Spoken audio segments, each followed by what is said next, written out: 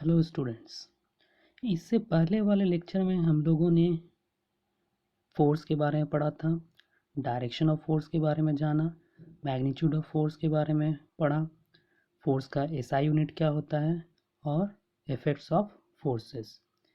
आज हम लोग पढ़ने वाले हैं कि फोर्स एक्ट होता कैसे है।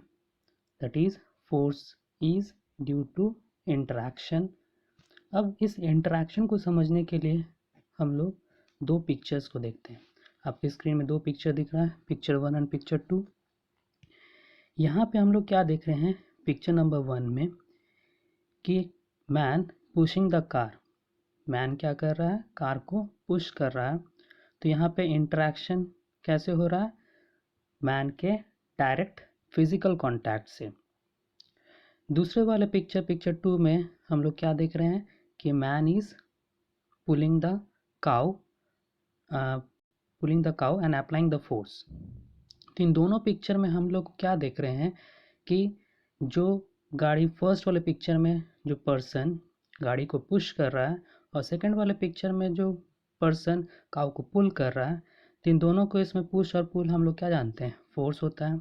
और ये दोनों ही सिचुएशन में इंटरेक्शन कैसा हो रहा है, थ्रू डायरेक्ट कॉन्टैक्ट।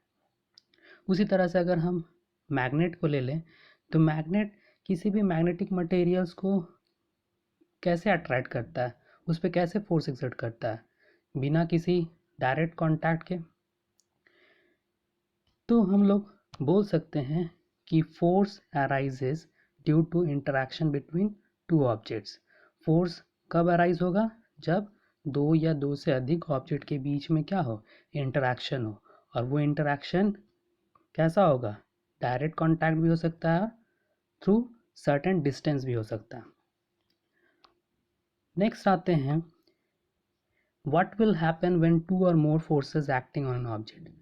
क्या होगा जब दो या दो से अधिक फोर्स एक सिंगल ऑब्जेक्ट पे एक्ट हो। तो इसमें डिफरेंट केसेस के बारे में पढ़ेंगे। सबसे पहले case number 1, if two forces applied on an object in the same direction. जब दो फोर्सेस किसी भी ऑब्जेक्ट में सेम डायरेक्शन में एक्ट होता है। इस पिक्चर में देख रहे हैं कि एक बॉक्स है और दो फोर्स F1 और F2 है जो इस बॉक्स में लेफ्ट से राइट की ओर एक्ट हो रहा है। तो रिजल्टेंट फोर्स क्या होगा, सम ऑफ दीज टू फोर्सेस। अब हम सबसे पहले समझते हैं कि रिजल्टेंट फोर्स होता क्या है। Resultant force is the sum of forces acting on the object. Means resultant force में, और इसको हम नेट फोर्स भी बोल सकते हैं, वो क्या होता है, दो या दो से अधिक लगने वाले फोर्स का सम होता है। क्लियर। नेक्स्ट हम लोग इस डायग्राम से क्या कंक्लूड कर सकते हैं कि जब दो फोर्सेस सेम डायरेक्शन में एक्ट होता है तो वो क्या हो जाता है, सिंपली ऐड हो जाता है। क्लियर।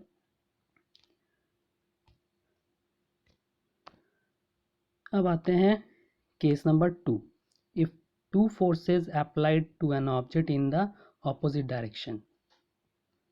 मतलब इस पिक्चर को देख के समझ सकते हैं कि वही बॉक्स है, लेकिन अब F1 उस बॉक्स में लेफ्ट से राइट की ओर लग रहा है और F2 क्या लग रहा है, राइट से लेफ्ट की ओर लग रहा है। तो यहाँ पे दोनों फोर्स एक दूसरे के क्या है, ऑपोजिट है।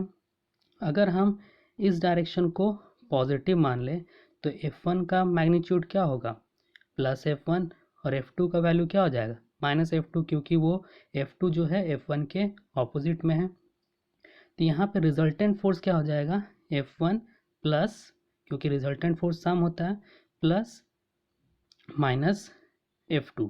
तो हम लोग को रिजल्ट क्या मिला, F1 माइनस F2।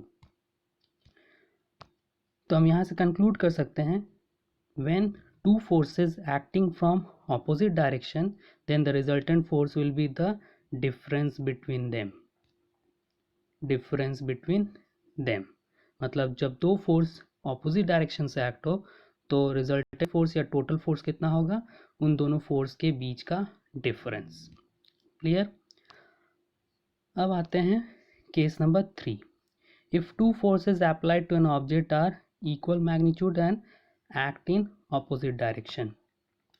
इस डायग्राम में हम लोग देख रहे हैं कि उसी बॉक्स में दोनों साइड से ऑपोजिट डायरेक्शन में फोर्स एक्सर्ट हो रहा है, लेकिन अब दोनों का मैग्नीट्यूड क्या है? दोनों का है F। इधर से भी F लग रहा है और इधर से भी क्या लग रहा है? F लग रहा है। तो इस केस में रिजल्टेंट फोर्स क्या हो जाएगा? Resultant force will B F plus minus F, क्योंकि हम लोगों ने इस डायरेक्शन को क्या माना था? पॉजिटिव माना था। तो इधर वाला F क्या हो जाएगा? Negative. So F1 minus F2 that is equal to 0। हम लोग यहाँ से क्या कंक्लूड कर सकते हैं कि जब दो फोर्स सेम मैग्नीट्यूड का हो लेकिन दोनों ऑपोजिट डायरेक्शन से एक्सर्ट हो, तो रिजल्टेंट फोर्स जो होगा वो क्या होगा? 0 होगा। और इस केस में बॉडी क्या होगा? नहीं मूव करेगा। क्लियर? अब आते हैं टाइप्स ऑफ फोर्सेस। तो हम लोग ने प्रीवियस में दो पिक्चर्स को देखा जिसमें एक पर्सन क्या कर रहा था? कार को पुश कर रहा था, और दूसरे वाले केस में पर्सन काऊ को रोप के थ्रू पुल कर रहा था। और मैंने बताया मैग्नेट वाला केस कि मैग्नेटिक मटेरियल्स को क्या करता है? दूर से ही अट्रैक्ट कर लेता है। तो हम लोगों ने बहुत तरह से इंटरेक्शन को देखा। तो उसी इंटरेक्शन के बेसिस पे फोर्सेस को दो कैटेगरी में डिवाइड किया जाता है। One is contact force, other one is non contact force. अब आते हैं कॉन्टैक्ट फोर्स का एग्जांपल्स पे। कॉन्टैक्ट फोर्स का एग्जांपल्स है मस्कुलर फोर्स और फ्रिक्शन फोर्स। उसी तरह से नॉन कॉन्टैक्ट फोर्सेस का एग्जांपल्स है magnetic force, gravitational force and electrostatic force.